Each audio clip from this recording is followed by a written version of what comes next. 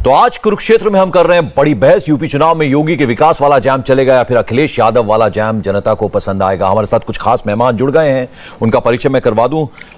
हमारे साथ समाजवादी पार्टी से डॉक्टर आशुतोष वर्मा जुड़ रहे हैं, कांग्रेस के प्रवक्ता सुरेंद्र राजपूत हमारे साथ हैं और वरिष्ठ पत्रकार हर्षवर्धन त्रिपाठी भी कुछ देर में हमारे साथ जुड़ेंगे। लेकिन सबसे पहले राकेश त्रिपाठी, आप उत्तर प्रदेश बीजेपी के प्रवक्ता हैं, उनके पास मैं आना चाहूंगा। राकेश जी, एक जैम की परिभाषा आपने दी है और आज उसका जवाब एक और जैम की परिभाषा दी है अखिलेश यादव ने। जनता को कौन सा जैम जो है वो समझ में आएगा, किसका चलेगा किसका बिकेगा? नहीं, जनता तो जैम का मतलब जनधन जानती है, जनता तो जैम का मतलब आधार जानती है और जनता तो जनधन का मतलब मोबाइल जानती है। जनता उत्तर प्रदेश में जैम पोर्टल पर जो सरकारी खरीद करके हमने भ्रष्टाचार की संभावनाओं को समाप्त किया है, ई पोर्टल की व्यवस्था से हमने जिस तरह से रोजगार सृजन का काम किया है, उसको जनता जानती है, उसको जनता पहचानती है। यह दुर्भाग्य अखिलेश यादव जी का है कि अखिलेश यादव जी के लिए जैम का मतलब जिन्ना होता है, आजम खान होता है और मुख्तार अंसारी होता है, क्योंकि इनका पूरा चुनाव इन्हीं के इर्द गिर्द है। बिना मुख्तार अंसारी के साइकिल का पहिया इनका बढ़ नहीं सकता है। जाकर के घुटने टेक दिए यही सब अखिलेश यादव जी मुख्तार अंसारी के नाम पर, कौमी एकता दल विलय के नाम पर अपने चाचा के साथ उलझ गए थे और इस बात की अपनी नीट एंड क्लीन इमेज दिखाने के लिए कि नहीं, समाजवादी पार्टी का गुंडों के साथ नहीं है। लेकिन सच यह है कि बिना गुंडों के समाजवादी पार्टी की साइकिल बढ़ नहीं सकती है और इसीलिए एक के बाद एक उनके तमाम जो मंत्री रहे हैं, चाहे वो गायत्री प्रसाद प्रजापति हो, किस तरह से कोर्ट के द्वारा सजायाफ्ता घोषित कर दिए गए। सुप्रीम कोर्ट तक पीड़िता को जाना पड़ा था एफआईआर लिखाने के लिए, लेकिन अखिलेश यादव जी के कार्यकाल में राकेश जी, आज मैंने बड़े ध्यान से अखिलेश जी को सुना है। उन्होंने और क्या क्या बातें कही हैं। उन्होंने कहा आप जैम जैम कर रहे हैं, लेकिन उत्तर प्रदेश की जनता को ब्रेड बटर चाहिए।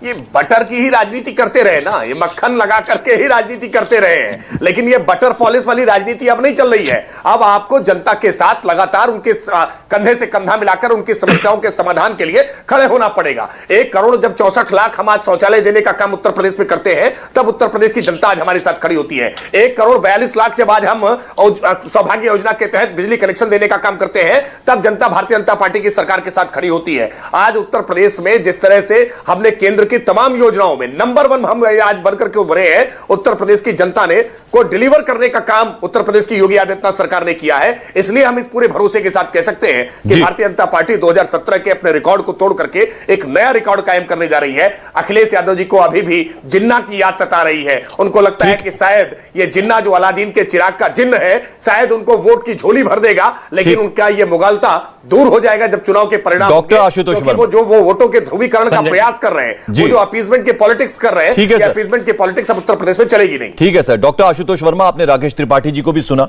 लेकिन आज योगी जी ने कहा, उन्होंने कहा कि आपके पास कोई मुद्दा है नहीं, विपक्ष के पास कोई मुद्दा नहीं है, आप देश तोड़ने वालों के साथ खड़े हैं। यानी जिन्ना देश तोड़ने वाले थे और पटेल जो है उन्होंने देश को जोड़ा, वो देश जोड़ने वाले थे। धन्यवाद पंकज जी, मुझे मौका देने के लिए। मुझे लगता है कि अपने पहले शब्द में ही आपने बता दिया कि भारतीय जनता पार्टी के पास क्या मुद्दा है।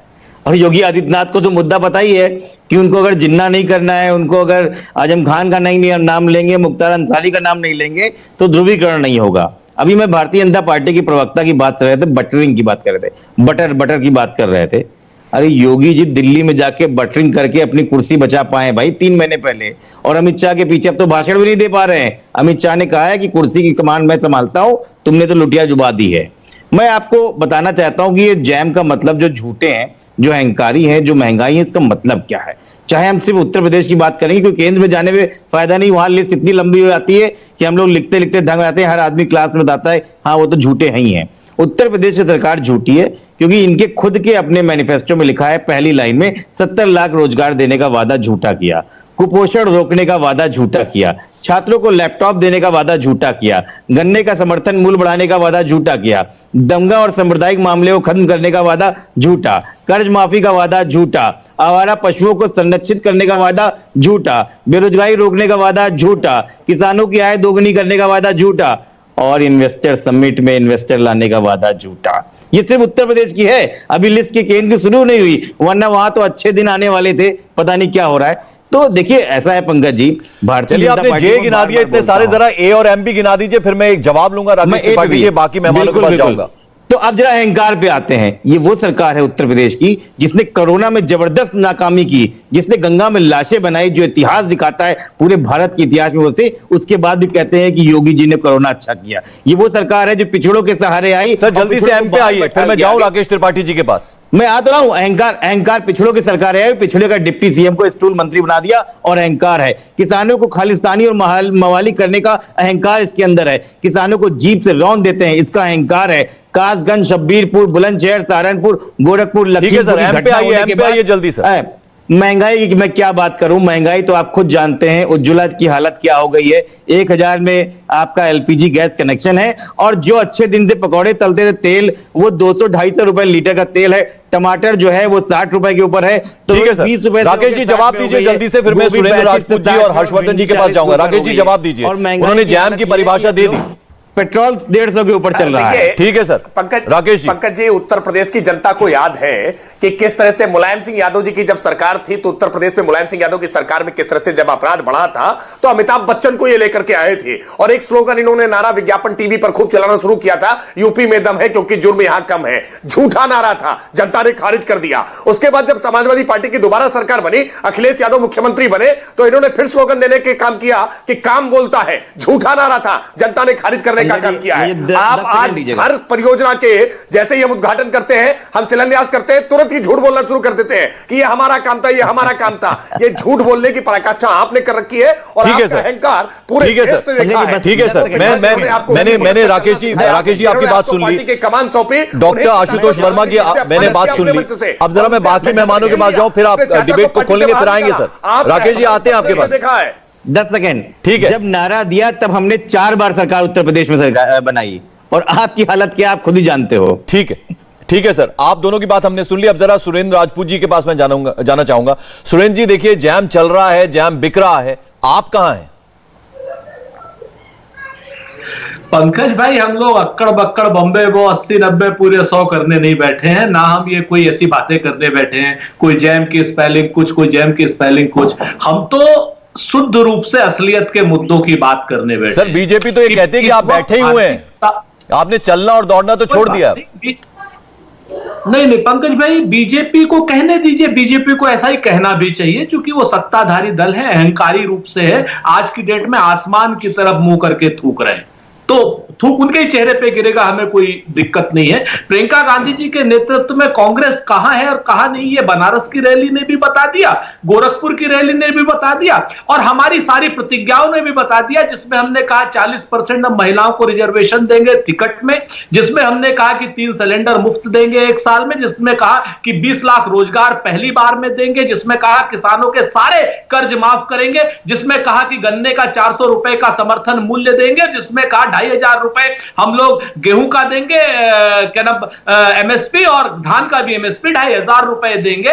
तो हमने तो अपना बता दिया। हां, एक चीज जरूर है कि उत्तर प्रदेश की जनता महंगाई पर बात करेगी, उत्तर प्रदेश की जनता पेट्रोल पर भी बात करेगी, डीजल पर भी बात करेगी, खाद्य तेल पर भी बात करेगी। उत्तर प्रदेश की जनता बात करेगी कि साहब इनकी वजह से जो ट्रांसपोर्टेशन की महंगाई बढ़ी है उस पर भी बात करेगी। हर्षवर्धन जी बैठे हैं, हो सकता है कि अब ये भी हमारी बात का समर्थन करें।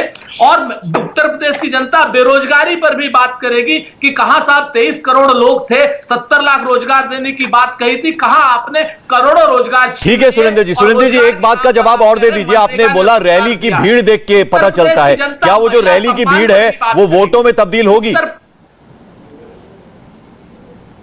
मुझसे आप पूछ रहे हैं ना? जी।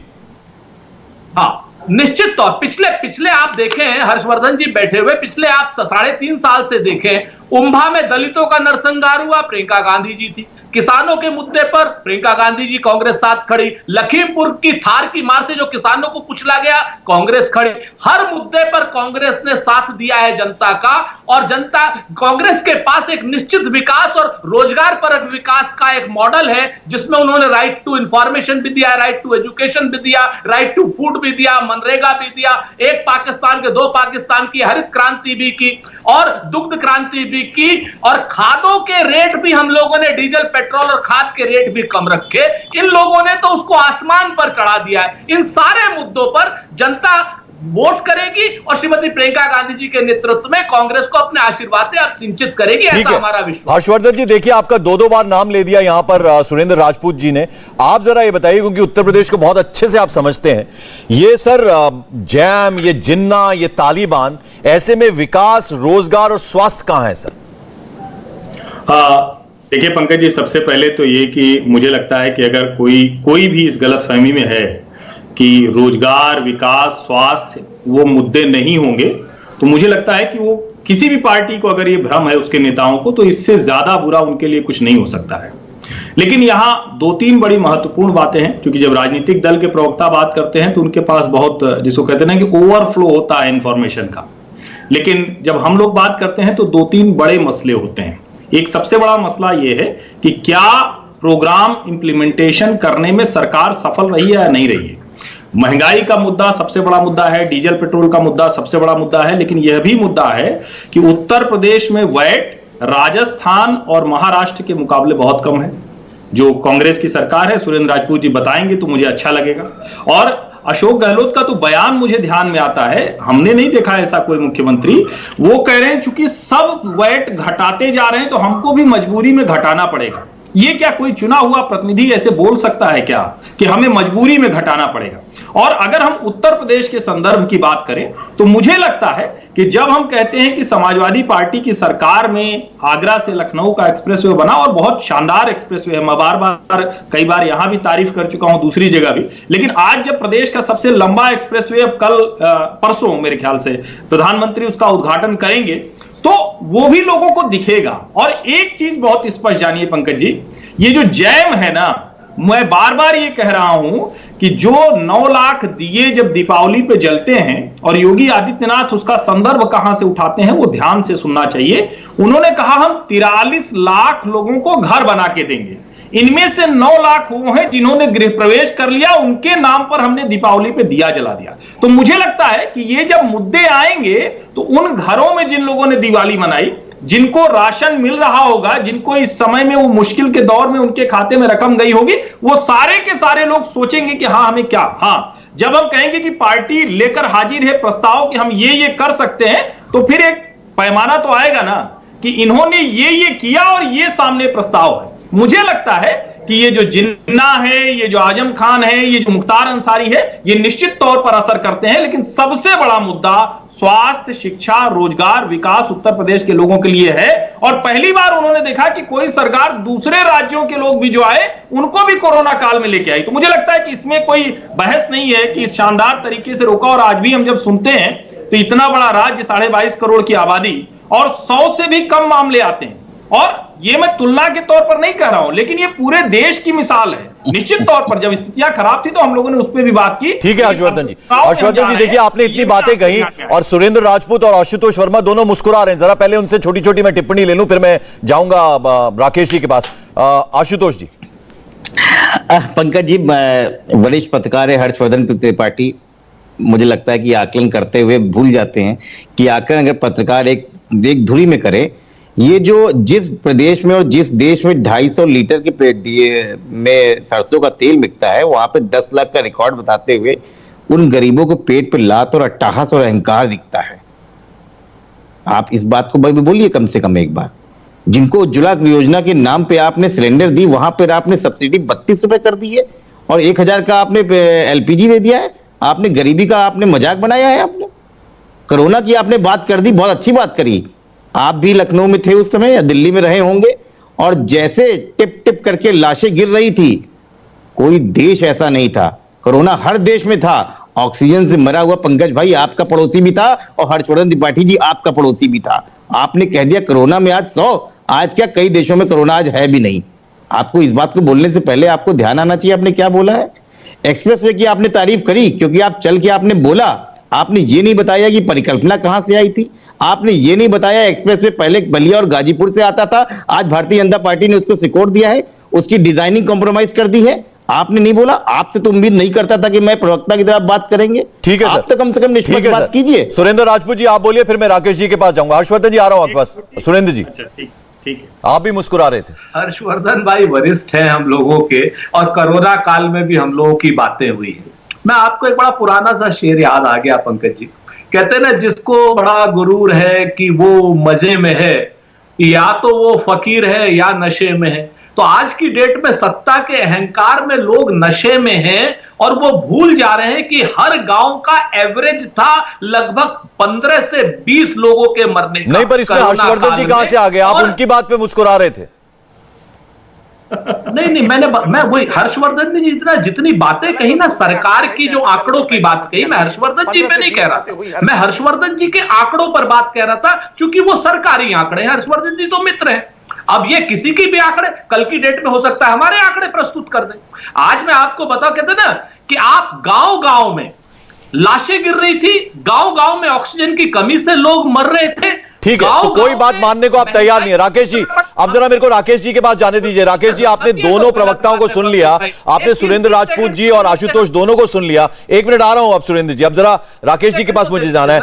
आप सर नाम बदलने वाले, रंग बदलने वाली सरकार चला रहे हैं और इस बार जनता जो है वो आपको जवाब दे देगी, ये भी अखिलेश यादव ने बात कही है। और ऐसी लगभग बात जो है वो डॉक्टर आशुतोष वर्मा भी कर रहे हैं, सुरेंद्र राजपूत जी भी कर रहे हैं।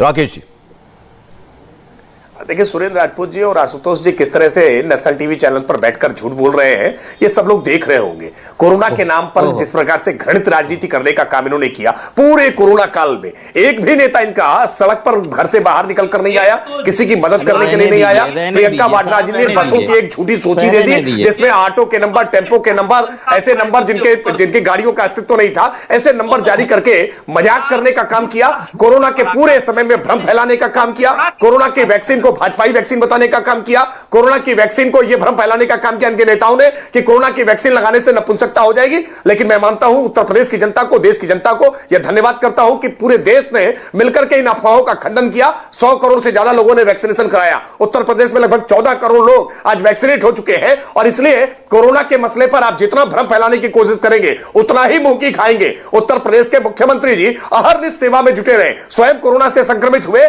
लेकिन उसके बावजूद उन्होंने जनता की सुधरेना नहीं भूले। लगातार उन्होंने सारे जिलों के दौरे करके मौके पर जमीनी हकीकत को परखा और लोगों के इलाज में किसी तरह की कोई कमी ना हो, उसकी स्वयं चिंता करने का काम किया। आज 7 करोड़ 60 लाख आंकड़ा कह रहा हूं, ध्यान से सुन लीजिएगा सुरेंद्र राजपूत जी, आशुतोष जी, 7 करोड़ 60 लाख लोग उत्तर प्रदेश में ऐसे हैं जिनको आयुष्मान भारत के तहत 5 लाख रुपए का बीमा कवर उनको मिला है। गहने नहीं बेचने पड़ते आज उत्तर प्रदेश के लोगों को। आज उनको अपनी जमीनें गिरवी नहीं रखनी पड़ती हैं। बीमारी होती है राकेश जी, अखिलेश यादव ने यह भी कहा कि काम हमने किया, काम हमने किया, क्रेडिट आप ले रहे हैं। कुशीनगर एयरपोर्ट जो है वो समाजवादी पार्टी सरकार की देन है। वो कह रहे हैं कि काम हमने किया, क्रेडिट आप ले गए। नहीं राकेश जी, नहीं, संकट यही है ना, ये लिस्ट जारी कर दे कि कौन कौन सा काम इन्होंने किया। संकट ये है कि आज हम जो भी काम करते हैं, हर काम पर आकर के मोहर लगा देना आपने की, हमारा समाजवादी पार्टी का काम है। क्या ये सच बताएंगे आशुतोष वर्मा जी कि पूर्वांचल एक्सप्रेसवे के लिए कितने प्रतिशत जमीन का अधिग्रहण इन्होंने किया था? इन्होंने प्रपोजल केवल बनाया था, और जो प्रपोजल बनाया था उससे 3000 करोड़ की कम कीमत पर आज हम पूर्वांचल एक्सप्रेसवे बना करके दे रहे हैं। ये केवल भ्रष्टाचार करना जानते थे, ये इस बात की परियोजनाएं बनाते थे कि कैसे उसमें से कितना माल अपने खाते में लाया जा सकता है, कैसे सफाई कुंबे को आगे बढ़ाया जा सकता है। इसलिए आज इनको पीड़ा हो रही है। आज उत्तर प्रदेश में हमने जनता को डिलीवर करने का काम किया है, इसलिए पीड़ा आपको हो रही है। आज 42 लाख लोगों के आवास प्रधानमंत्री आवास योजना के तहत और 1,08,000 आवास मुख्यमंत्री आवास योजना के तहत हमने बना करके दिए हैं, क्योंकि इन्होंने तो मुख्यमंत्री रहते हुए अपना पूर्व मुख्यमंत्री का बंगला कैसा बनेगा इसके लिए पूरी ताकत लगा करके कई बंगले गिराकर करोड़ों रुपए खर्च करके अपना बंगला बनाने का काम किया था। लेकिन सुप्रीम कोर्ट का आदेश आ गया, सरकारी बंगला छोड़ना पड़ा। पीड़ा है इनको, अपना बंगला, अपना आवास, अपने परिवार के लोगों को कैसे आगे बढ़ाना, यही इनका कुल चिंतन था ना। हमने आज उत्तर प्रदेश के पूरे उत्तर प्रदेश की 24 करोड़ जनता को उत्तर प्रदेश के मुख्यमंत्री योगी आदित्यनाथ जी ने अपना परिवार माना है, और सर्वांगीण विकास के लिए आज हमने उत्तर प्रदेश में कानून व्यवस्था को ठीक है सर, ठीक है सर, एक मिनट आशुतोष जी, आशुतोष जी का भरोसा लौटा है। ठीक है राकेश त्रिपाठी जी, एक मिनट जरा, आज उत्तर राकेश त्रिपाठी जी एक मिनट, बेहतर हुई है। ठीक है, 8 घंटे 10 घंटे रात की पाली और दिन की पाली, इस तरह के शब्द चलते थे उत्तर प्रदेश। ठीक है सर, अब जरा सुन लेते हैं डॉक्टर आशुतोष वर्मा। देखिए जो बातें राकेश त्रिपाठी जी ने, उन्होंने कहा कि कितना विकास उनकी सरकार ने इस कार्यकाल में किया, योगी सरकार ने। अमित शाह जी का मैं जिक्र करता हूं, उन्होंने कहा कि पूर्वांचल की जो समस्याएं थी वो गंदगी थी, मच्छर थे और माफिया था, तो वो दोनों जो है वो यहां से दूर हो गए, यानी माफिया जो उत्तर प्रदेश छोड़कर भाग गया। उन्होंने कहा इस सरकार और गरीबों की जो भूमि हड़पने वाले थे वो छोड़कर उत्तर प्रदेश भाग गए हैं। देखिए पंकज जी, भाषण देना भारतीय जनता पार्टी के रग रग में है और ये भाषण बहुत पहले से दे रहे हैं। मैं आपको एक बात बताऊं पंकज जी, इस देश ने 1962 में इंडिया चाइना का पार देखा, 1965 में इंडिया पाकिस्तान का पार देखा, 1971 में इंडिया पाकिस्तान का फिर भीषण लड़ाइयां देखी, प्लेग देखा, पोलियो देखा, हैजा देखा, ट्यूबरक्लोसिस देखी, मुफ्त में टीकाकरण देखा, मुफ्त में उनका इलाज भी देखा, सरकारी स्कूलों को बनते हुए देखा, सरकारी अस्पतालों को बनते हुए देखा और अरबों का घोटाला भी देखा, बीजेपी का काला धन भी देखा, भ्रष्टाचार में लोगों ने पैसा भी वापस जमा कर दिया। उसके बाद भी सरकारी कंपनियां आई, सारे पीएसयू रहे यहां पर महंगाई भत्ता 131% तक गया और छठा वेतन आयोग जो है वह ऐतिहासिक रहा। आज भारतीय जनता पार्टी की 2014 से सरकार है। आज क्या वजह है कि आज बेरोजगारी चरम पे है, जीडीपी माइनस में है। अब तो सबसे अच्छी सरकार आ गई है। अब जो म्यूचुअल फंड तो इंश्योरेंस से भी वो 18% का रिटर्न ले रहे हैं, तेल में जो है सबसे ज्यादा पैसा टैक्स के नाम पे वसूल रहे हैं। लेकिन महंगाई ये हालत है कि लोग देश छोड़ रहे हैं, माइनस में जीडीपी है और राष्ट्रीय रिजर्व बैंक का 17 खरब रुपए प्रधानमंत्री जी चुरा ले गए। दो आर्थिक सलाहकार उनके दो आरबीआई के देश छोड़ के भाग गए। आज क्या हो रहा है? तो ये झूठ बोलना भारतीय जनता पार्टी के लोग बंद करें। ये जितना ज्यादा झूठ बोलते हैं टीवी पे, होर्डिंग पे, अखबार में, सारा पैसा इनका खाली सूचना आयोग में खर्च हो रहा है। मोदी जी जो है अपनी फोटो टाइम्स मैगजीन में लगवा के आ गए हैं, करोड़ों का। आप सोचिए उत्तर प्रदेश का आदमी वो टाइम्स मैगजीन में लगा के आ रहा है अपना। ठीक है सर, हर्षवर्धन जी जरा मैं आपसे जवाब चाहूंगा। देखिए जब प्रधानमंत्री अभी अमेरिका गए थे, जिस तरह से कमला हैरिस, जो बाइडेन, उन्होंने तारीफ की थी कोरोना को जितने अच्छे तरीके से हिंदुस्तान ने हैंडल किया। एक वक्त ऐसा था कि पता ही नहीं था कि कब वैक्सीन आएगी और फिर वैक्सीन आई और किस तरह से दूसरे देशों को भी सप्लाई उसका हुआ और जिस तरह से कोरोना को हैंडल किया उसका बहुत सराहना की। लेकिन यहां डॉक्टर आशुतोष वर्मा और सुरेंद्र राजपूत जी तो कुछ और कह रहे हैं। सच्चाई क्या है? देखिए पंकज जी, मुझे लगता है कि राजनीतिक दल को सत्ता चाहिए और जब वो सत्ता से बाहर होते हैं तो उनको सबसे पहला काम यही करना होता है कि कितना भी अच्छा काम हो उसको कंडेम करना है, उसको खारिज करना है। जब हम इस चाइनीज वायरस से सरकारों के निपटने की बात कर रहे हैं तो मैं आपको बताऊं ये बड़ा शर्मनाक है। ये किसी भी राजनीतिक दल को नहीं करना चाहिए कि आप अपने देश की उस उपलब्धि की बात कर रहे हैं और नेता लोग भूल जाते हैं क्योंकि अपनी पार्टी का उनको मिलता है, किसी भी पार्टी के हो, वहां से हेडक्वार्टर से आता है कि ये बोलना है तो बताते हैं सारी चीजें। इस देश में पहली बार और को नहीं मिलता है। आशुतोष वर्मा, बीच में बोलना अभद्रता होती है, वो काम मत कीजिए। आप प्रवक्ता है, आप भी ढंग से बोलिए, पत्रकार की तरह बोलिए तो अच्छा लगेगा। हर्षवर्धन जी आप रिस्पेक्टेबल हैं। नहीं तय करेंगे ना, ये कोई पार्टी का प्रवक्ता, उसकी हैसियत नहीं है ना कि मुझे तय करेगा कि मैं क्या बोलूंगा। तो अपनी बात आप बोलिए, मेरी बात मैं बोलूंगा तो अच्छा रहेगा। बढ़िया बढ़िया बाकी तय कर रहे हैं।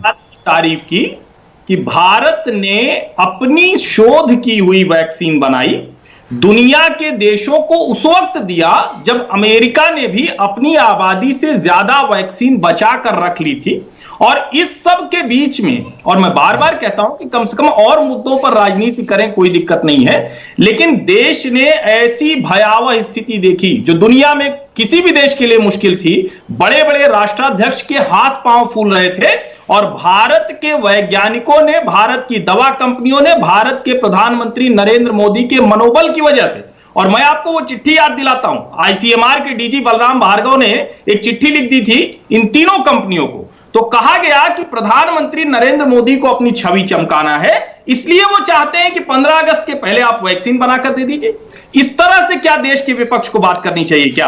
और मुझे लगता है कि जब उत्तर प्रदेश के लोग बात करेंगे तो उनको ध्यान में आएगा कि जब पड़ोसी राज्यों के लोग अपने लोगों को लेने से बच रहे थे, जब अरविंद केजरीवाल की सरकार ने दिल्ली से लोगों को भगा दिया, जब जगह जगह से लोग मारे मारे फिर रहे थे, तो उस वक्त उत्तर प्रदेश की सरकार सिर्फ अपने लोगों को लेकर नहीं आई, उनके लिए हर वो व्यवस्था की जो उस वक्त की जरूरत थी। ठीक है, आपने सुरेंद्र राजपूत जी सुना यहां पर हर्षवर्धन जी ने क्या कहा, इस पर भी मेरे को जवाब चाहिए। और दूसरा ये भी कि ये बात भी बीजेपी की तरफ से आई है, अमित शाह जी ने भी ये बात बोली है और योगी आदित्यनाथ जी भी बार बार ये बात बोली कि एक तरफ कांग्रेस सबसे ज्यादा ये बात बोलती थी कि मंदिर वहीं बनाएंगे, तिथि नहीं बताएंगे। अब भव्य मंदिर बनकर तैयार हो रहा है, तो यानी वो भी साकार हो रही है चीज। कहते हैं ना पंकज भाई कि घी ने संवारी रोटियां और बड़ी बहू का नाम।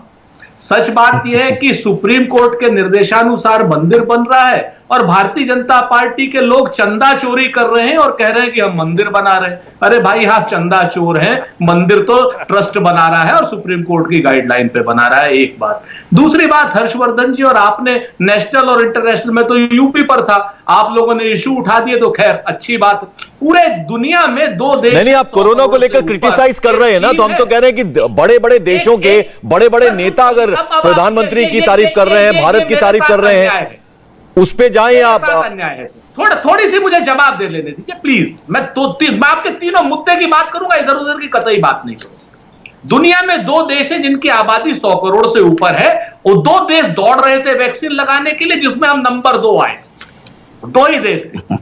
तीसरी बात, भारत की सीमा चीन से लगती हुई अरुणाचल से लेकर के लद्दाख तक असुरक्षित है, हर आदमी जान रहा है। मीडिया ऑफ एक्सटर्नल अफेयर्स कह रहा है कि हमारे राज्य में उन्होंने गांव बना लिया है। एक बात, अब इससे असुरक्षित सीमा कहीं नहीं। कमला हैरिस और जो बिडेन की आपने बात कही कि उन्होंने कितनी अच्छी अच्छी बात कही, हर्षवर्धन जी तो इंटरनेशनल मामलों के जानकार हैं। बता दें 1948 से लेकर के और 2014 तक कौन सा ऐसा भारत का प्रधानमंत्री था जो व्हाइट हाउस गया हो और जिसकी अगवानी प्रेसिडेंट ने स्वयं न की हो। इकलौते प्रधानमंत्री है मिस्टर नरेंद्र मोदी, जिनको ना लेने आए जो बिडेन न छोड़ने आए। और पहला हमारे प्रधानमंत्री, हमें दुख है इस बात का कि वाइस प्रेसिडेंट ने, आज तक किसी दुनिया के वाइस प्रेसिडेंट की औकात नहीं हुई कि भारत के प्रधानमंत्री को राय दे, मशवरा दे, सहिष्णुता की बात समझाए। ठीक है सर, इसका जवाब मैं लूंगा, हर्षवर्धन जी से इसका जवाब लूंगा।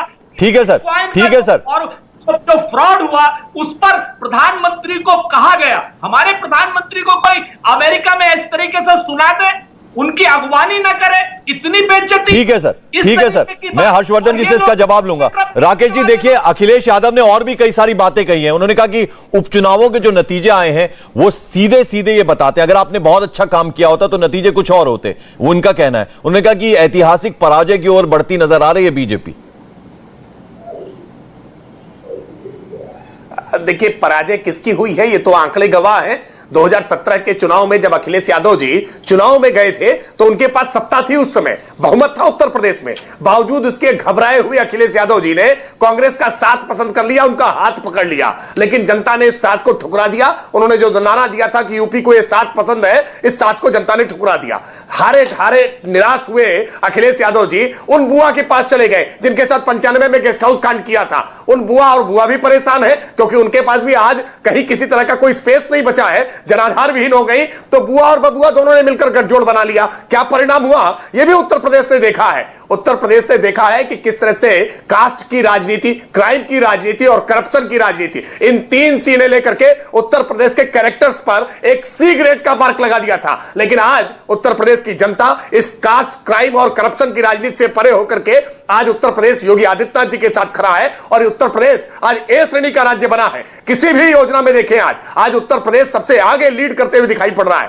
यह वो उत्तर प्रदेश है जो भगवान श्री राम की जन्मभूमि है, भगवान कृष्ण की जन्मभूमि है, जहां गौतम बुद्ध पैदा हुए थे। ये वो जन्मभूमि, ये वो भूमि है। राकेश जी, फिर जिन्ना, आजम खान और मुख्तार कहने की जरूरत क्यों पड़ती है? वेदों की रचना हुई, लेकिन इस उत्तर प्रदेश को राकेश जी फिर जिन्ना, आजम खान और मुख्तार करने की जरूरत क्यों पड़ती है? बदली है, इसीलिए जिन्ना का नाम लाते। राकेश जी नहीं, ये तो इनकी पहचान है, इनकी पहचान है, इनकी पार्टी के उपलब्धियां हैं। आजम खान इनकी पार्टी की उपलब्धि है कि कैसे गरीबों की जमीनों को कब्जा करके आजम खान ने वहां अली जौहर के नाम पर किस प्रकार से यूनिवर्सिटी बना करके उसके मालिक बन बैठे थे। एक एक करके उनके सारे आज अपराधों का खुलासा हुआ है और जेल की सलाखों के पीछे पत्नी बच्चों सहित है। देखिए, आजम खान इनके मॉडल है, गायत्री प्रसाद प्रजापति इनके मॉडल है और जनता को हम ये याद दिलाने का काम करेंगे। बाकी जिन्ना की भक्ति तो ये स्वयं गा रहे हैं, इसलिए जिन्ना इनका बेड़ा पार लगा देने डॉक्टर आशुतोष आपके कौन मॉडल है, गिना दिए राकेश जी ने। ये कितना भी पोलराइजेशन डॉक्टर आशुतोष, कौन कौन आपके मॉडल है, गिना दिए राकेश जी। पंकज जी, मैंने पहले भी बोला कि भारतीय जनता पार्टी को एक सीख दिखाई जाती है कि बोलते रहो, सुनो नहीं। आपने सवाल पूछा कि जब विकास किया तो आपको जिन्ना और आजम खान की जरूरत की है, उसको खा गए क्योंकि वो जवाब नहीं दे पाएंगे। भारतीय जनता को पार्टी को पता है कि हमको एक ही लय में लड़ना है, हिंदू और मुस्लिम। अगर हम हिंदू मुस्लिम नहीं करेंगे तो भारतीय जनता पार्टी 2007 में 42 सीटें और 2012 में 47 सीटों पे थी। ऐसी कोई बड़ी चीज नहीं है। और आप कहां थे पिछले 30-35 सालों में उत्तर प्रदेश में, सबको पता है। अगर भारतीय जनता पार्टी हिंदू और मुस्लिम की बात ना करे, हिंदू मुस्लिम की बात छोड़ दीजिए, भारतीय जनता पार्टी 0 बटा सन्नाटा। और भारतीय जनता पार्टी की तो मुख्यमंत्री ने कर ही दिया है। अमित शाह को इसीलिए आना पड़ रहा है कि भैया बागडोर दे दो, क्योंकि एक तरफ केशव देव मौर्य नाराज फट बैठे हुए हैं, एक तरफ जो है पिछड़ा वर्ग इनका पूरा नाराज डॉक्टर आशुतोष, देखिए कोरोना का भी जिक्र बीच में हो रहा था, तो अखिलेश यादव अगर ये कहते हैं कि बीजेपी का टीका मैं नहीं लगवाऊंगा, आप जनता का प्रतिनिधित्व करते हैं, इस तरह की बात एक बड़ा नेता अगर करता है तो बरगलाने का काम होता है, भ्रम पैदा करने का बात होता है। टीका उन्होंने लगवाया या नहीं अभी तक? देखिए, बरगलाने का काम कुछ लोगों ने किया, उसको चोरी छुपे लगवा लिया, पता नहीं है। अरे भैया, चोरी छुपे जो है वो आपके नेता लगाते हैं, वायल दूसरी लगा के दूसरा लगा लेते हैं। खैर छोड़िए, देखिए बरगलाने का काम कुछ लोगों ने अच्छी तरीके से किया। उन्होंने साफ साफ कहा कि भारतीय जनता पार्टी जिस तरीके से झूठे के बारे में, टीके के बारे में झूठ बोलती है, उसके बारे में असलियत बताने चाहिए। क्यों ऐसा हो गया कि आज अभी पिछले महीने जाके भारत बायोटेक को WHO प्री क्वालिफिकेशन मिला? क्यों? और कोरोना के वैक्सीनेशन कब से चल रहा है? जनवरी से, और बात हुई है सितंबर की। इसका सच क्यों नहीं बताया गया? क्यों राकेश त्रिपाठी जी ने इस बात को नहीं बताया कि दिसंबर 2019 में जब कोरोना स्टार्ट हो रहा था, पार्लियामेंट में सारे नेता ने उनको चिताया, तो उस पर हंसी मजाक मोदी जी कर रहे थे?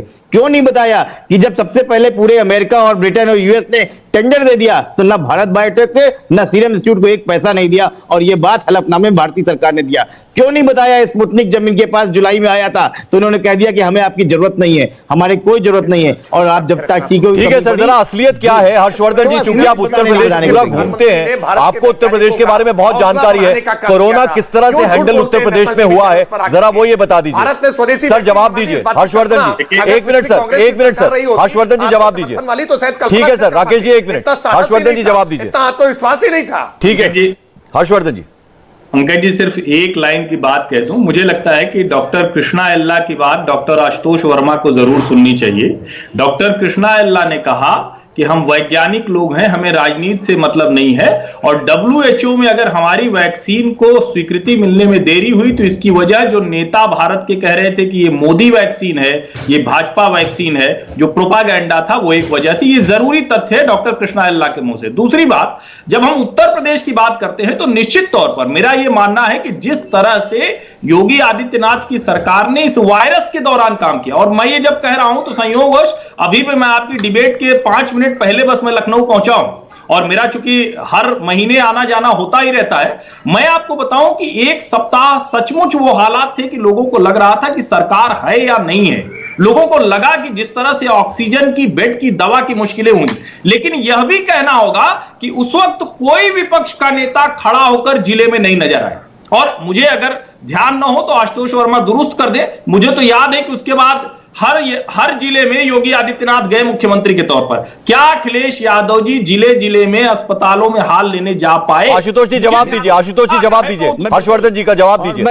मैं दो चीजों को दुरुस्त कर दूं। पहले तो जिन्होंने बलराम भार्गव का नाम दिया वो भारत सरकार के डीजी हैं, वो कोई भारत समाजवादी पार्टी के प्रवक्ता नहीं। नंबर 2, कृष्णा एल्ला एक व्यवसायी है। गलत सुना आप। अरे डॉक्टर साहब, आप गलत तो ना कोट कीजिए। अरे मैं बता रहा हूं ना, आपने उनकी बात खा गए थे। उत्तर प्रदेश और भारत, एक मिनट, अरे मेरी बात पूरी हो जाती, बीच में बोलना बचता होती है भाई। सर वक्त की कमी है, जल्दी से जवाब दीजिए प्लीज। आप झूठ बोलेंगे तो गलत काम करेंगे। हमारे पास सरकारी वैक्सीन कंपनी है, हमारे पास भारत की स्वदेशी Haffkine bio pharmaceutical company, Indian immunological limited, Bharat immunological company. जैसे कि सारी कंपनियां बेची जा रही, वैसे ये कंपनी भी स्वदेशी है, जो पिछले 1960 से लगातार वैक्सीन बना रही है। भारत सरकार ने उनसे पूछा तक नहीं, और एक प्राइवेट कंपनी को उन्होंने दिया। सर मेरे पास वक्त की कमी है। राकेश जी जरा आखिर में अगर आप ये बता दें कि अगर विकास हो रहा है, अगर रोजगार मिला है, अगर महंगाई कम करने के प्रयास हुए हैं और कुछ हद तक अगर कम हुई है, तो फिर ऐसे में ये जैम की परिभाषा देने की क्या वाकई जरूरत है? ये सवाल देखिए डॉक्टर आशुतोष वर्मा ने भी उठाया, सुरेंद्र राजपूत जी ने भी उठाया। नहीं देखिए पंकज जी, स्पष्ट तौर पर अमित शाह जी ने साफ साफ समझाया था कि उत्तर प्रदेश की जनता तो जैम का मतलब क्या जानती है, कि जनधन अकाउंट जानती है, आधार जानती है, मोबाइल जानती है। लेकिन अखिलेश यादव जी जैम का मतलब समझ रहे हैं, ये चिंता लेकर के उन्होंने बात को लेकर चिंता व्यक्त की थी कि ये जिन्ना का महिमा मंडन करना बंद करे, आजम खान के मॉडल पर शर्मिंदा हो, माफी मांगे कि आजम खान के मॉडल को लेकर के चलते थे और किस प्रकार से मुख्तार के सामने घुटने टेक दिए हैं। ये तो अखिलेश यादव जी के लिए जैम की परिभाषा बताई। बाकी जनता के लिए जैम की परिभाषा पारदर्शिता की है, जनता के लिए जैम की परिभाषा आज भ्रष्टाचार मुक्त उत्तर प्रदेश की है, जैम की परिभाषा आज रोजगार के सृजन की है, जैम की परिभाषा आज एक उत्तर प्रदेश के विकसित होते हुए उत्तर प्रदेश की है। जरा 30 सेकंड में सुरेंद्र राजपूत जी, सुरेंद्र राजपूत जी नहीं बोल रहे हैं, सुरेंद्र राजपूत जी बोलिए 30 सेकंड आपके यहाँ नहीं बोलिए सुरेंद्र राजपूत जी। मैं आपसे बताऊं कि सरकारी अस्पतालों के नाम मेडिकल कॉलेज रख देने से मेडिकल कॉलेज नहीं होते। 4500 स्वीकृत पद है, 3700 स्वीकृत पद पिछले 5 साल से खाली है।